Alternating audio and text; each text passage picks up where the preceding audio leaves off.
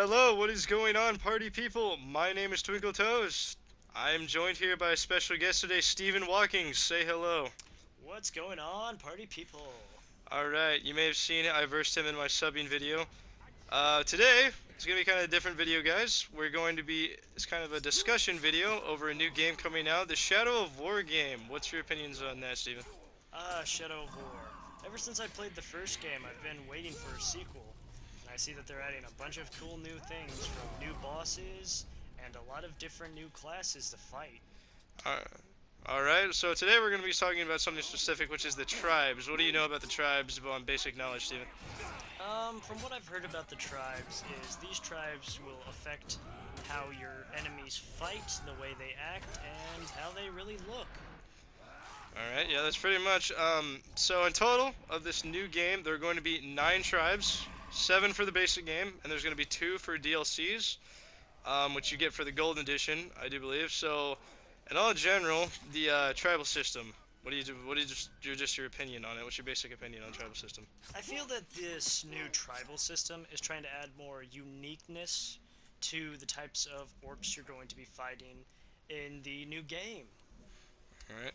So I'm just gonna read off the 7 basic tribes to start out here. We got the Terror tribe, which revolves around fear and intimidation. We got the Machine tribe, which we've seen a lot about. What have you seen about the Machine tribe, Steven? Well, from the looks of the Machine tribe, they add a lot of more armor to their new orcs that are taking injuries from battles and limbs that they've lost that they replace with metal parts, hooks, and, well, just metal jaws as well. I've seen some orcs that have lost part of their jaw. All right. Next up, we got the Marauder tribe, which is the we've also seen trailers based on that. They're the guys in the Gold Army, and they go around looting and hoarding. So, what's your opinion on the Marauder tribe? Well, the Marauder tribe, as you said, is going to be focused on looting and stealing weapons and just killing anything in their way. Right. I actually have a theory about the Marauder tribe. The way they look and stuff, maybe they are some of the higher up orcs throughout the land. What do you think about that? I feel since they're Marauders, they would be the lower class, more or less the people that charge in first. So you think they're just trying to prove a point by wearing the golden armor and stuff? I feel like the ones wearing golden armor are just stuff they've either stolen or looted from previous battles and or high-ranking officers. I feel like the lower captains would look more or less like normal orcs with looted gear and not as fancy armor. That's actually a pretty good point. Next up is the Dark Tribe, which is like the assassin bases of the game. They revolve around sorcery, dark magic, that kind of stuff. What's your opinion on assassin From Yurkai? what I've seen of the new Dark Tribe, the way they can act is similar to how the main character, Talion, in this is able to teleport himself to different locations as shown in the video. Since he's able to do this, the orcs are more or less mimicking it through sorcery as well. And obviously, being assassins, just like the main character, they're pretty similar to the way you fight through the game. Next up, we got Feral Tribe. This is one of the big ones. This is where the beasts come into play. We've seen Beastmasters throughout the first game, Shadow of Mordor, but there is something new that the Beastmasters have. Would you like to explain what that is for us, Steve? The new key thing about the Beastmasters is the fact that they actually ride and use these beasts in battle. The only time we ever saw anything like this in the original game was for two war chiefs that were in the campaign for the DLC. All right, and next up we have I think it's one of your personal favorites, isn't it? The Mystic Tribe, which involves the necromancy subject. Yes, I believe that the Mystic side is going to have a bit more danger, for they will be able to use sorcery, magic, and more or less necromancers, which will bring in more orcs that you kill will be brought back like captains or even nemesises that you have killed, and they will also disrupt your moves as shown in one of the trailers of Shadow of War, where an orc that was brought back from the dead disrupted your abilities through magic. Okay. So you think they're going to be one of the most powerful ones of the tribes? I'm I guessing. feel like they will be pretty dangerous and they will be harder to fight since you may lose some of your abilities just fighting them. All right. So the next out of the normal 7 for the base game is the Warmonger tribe. What's your opinions on those guys? The Warmonger tribe, I feel like, are going to be like much more higher ranking in the tribes for the fact that they will have the more gear and they'll look more intense and warrior like as shown in the movies, how they look from the Hobbit series and similar to how the Uruk-hai looked like in the original Lord of the Rings trilogy.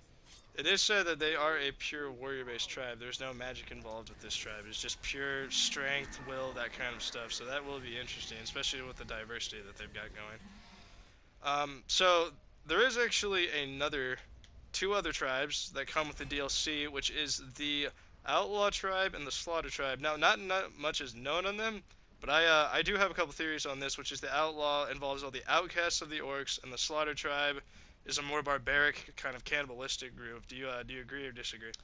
I agree with the Outlaws that they are reject orcs from other tribes that have left their original groups or were rejected from their tribes and now have band together to create their own little tribal group and influence in Mordor.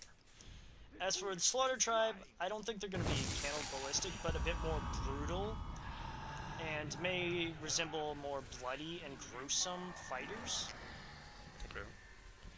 So it's also said that these tribes have unique weapons to each person that's a part of them. We've seen an example of this where the Dark tribe has unique two curved daggers on them, like every single one, and also that the Machine tribe has a scorpion chain spear thing going on. What is your opinion on the unique weapons? I believe depending on what tribe they are and class will affect how they look, how they fight, and what sort of weapons they will be using. Just like you said, the assassins will be using more or less daggers and will be using daggers and assassin-based gear. As for the Machine Tribe, I feel like they're going to use more industrial-based weapons, like as you said, the hooks. They'll be made, and I feel like their armor and body is going to be modified to help fight them, depending on what class they are in the Machine Tribe. Right, so Steven, a couple more just opinion-based questions. What is your favorite out of all these tribes that we've seen so far? I believe my favorite is going to probably be the Warmongers, because I feel like they are going to look more interesting. Like, they'll have more gear, more armor, and they will be more warrior-like. Okay. I know that my personal favorite would probably be the Dark Tribe. You've seen me play games. I'm a huge assassin type person, so that's my personal base. And we've already got out of the way that you think the most powerful one will be the Mystic because of the necromancy and the sorcery. I Mm-hmm. actually agree with that statement. It is the first time that we've seen orc magic actually been used, so it's going to be interesting to see how dangerous and how much influence that's going to have. I So, believe the sequel of Shadow of Mordor is going to add a whole new difficulty to it with the way you're going to have to fight the orcs and how you'll actually have to research on what tribe they are and how they battle. all right. So that's pretty much all the questions I got. But before we exit this, what's your just opinion on the game in general that's coming out in a couple days? Well, ever since I played the first game, I was attracted by their nemesis system and how the orcs are specifically affected by how you fight them. And they've stepped it up in this new one with how they are constantly saying the never forget, which means these orcs, along with your own character, will be connected on a much more personal level, be it their friendships or nemesises. They will add a whole new characteristic. Like each orc you fight will be different and dangerous in their own league, especially if you have a personal level on friendship or a more grudge holding as an enemy. All right. Well, that's pretty much all the questions I got for you today, Steven. Thank you so much for joining us on this discussion video. I feel like we did talk a lot. So, anyway, guys, thank you so much for watching. This is Steven Walkings. He will be back eventually. And always remember, guys, the sky's blue. If only